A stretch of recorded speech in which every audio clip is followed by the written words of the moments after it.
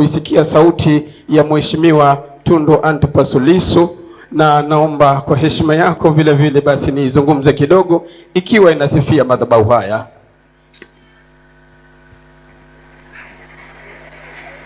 Sasa niseme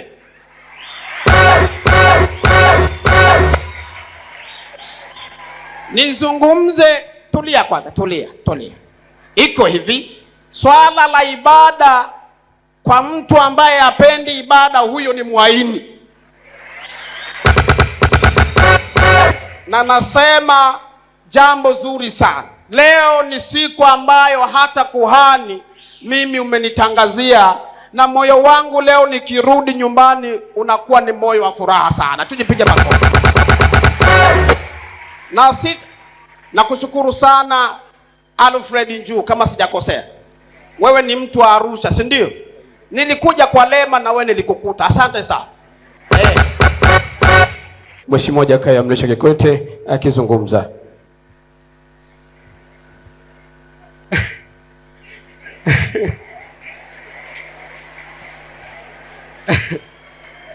Waheshimiwa wageni waliko, mambo.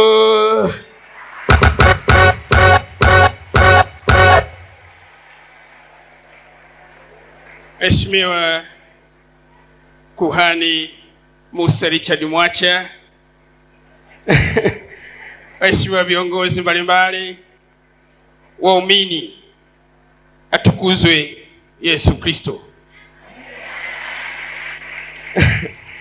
Kiukweli nimefarijika sana leo hii. Nilipata ujumbe huu nikiwa nyumbani kwangu Msoga.